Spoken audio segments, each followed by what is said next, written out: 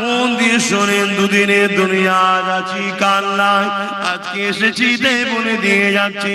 এই জমিনের উপরে যুগে যুগে যুগে আল্লাহ নবী সাহাবাদিওকে আল্লাহ পাক পরীক্ষা নিয়েছে, ওলিদেরকে পরীক্ষা নিয়েছে, বিভিন্ন দিক দিয়ে পরীক্ষা নিয়েছে। আমরা যে বলি আল্লাহ আপনাকে ভালোবাসে, আপনার হাবিবকে ভালোবাসে, এই ভালোবাসার পরীক্ষা আল্লাহ বিভিন্ন সময় নিয়েছে। সাহাবা হুজুররা সেই পরীক্ষাতে বিজয় কামিয়াবি হয়েছে। সেই সাহাবা হুজুরদের মধ্যে থেকে আল্লাহ নবী একদিন মদিনা নববী শরীফে বসে আছে। নবী আমার ঘোষণা করে দিলে, আমার সাহাবারা কে আছো বাবা, যার যা আছে শরীক হও বাবা।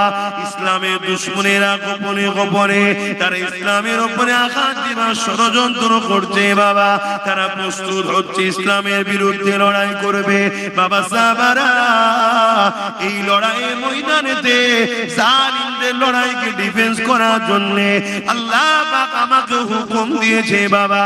এই তোমাদেরকে জানাচ্ছি বাবা, যার যা মাল আছে দাও বাবা, যার যে শরীক হতে পারবে শরীক হও বাবা। এবং আল্লাহ পাক জানিয়ে দিয়েছেন এই লড়াই বড় ভয়ানক লড়াই হবে। এই লড়াইয়ে যারা ইসলামের পক্ষে দাঁড়িয়ে ইসলামের পক্ষে সহযোগিতা করবে, আমার আল্লাহ তাদেরকে জমিন আসমানের মতো বড় বড় জান্নাতের হকদার বানাবে। আরো জোরে বলুন সুবহান।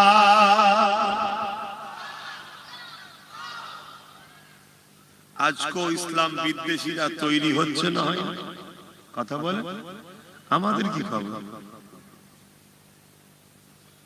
আমরা ডিফেন্সের জন্য তৈরি আছি?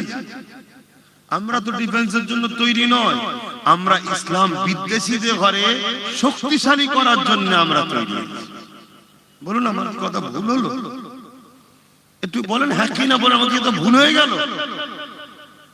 আমরাই তো ইসলাম বিদ্বেষীদের ঘরে বাঁচিয়ে রেখেছি, আমরাই তো তাদেরকে অক্সিজেন দিই, আমরাই তাদেরকে ক্ষমতায় আনি, আমরাই তো তাদের জন্য লড়াই করি, আমরাই তো তাদের জন্য নিজের কওমের ভাইকে খুন করি, আমরাই তো তাদের জন্য নিজের কওমের ভাইকে মিথ্যা কেস দিই, আমরাই তো তাদের কওমে তাদেরকে ক্ষমতায় আনার জন্য নিজের নবীর বংশের আওলাদদের ঘরে কি টিম বলি, আমরাই তো বলি।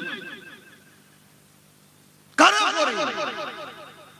কই অন্য কেউ কারো পিটিং বলে না। কোন ধর্মকে শুধু মুসলমান তার কওমের কেউ উঠলে তার বিরোধী করে। কথা কি খারাপ বলে ফেলবেন? কারণ এটা এমন একটা জায়গা, এখানে অনেক হুজুরের আসা যাওয়া, এই জন্য একটু বারবার জিজ্ঞেস করছি।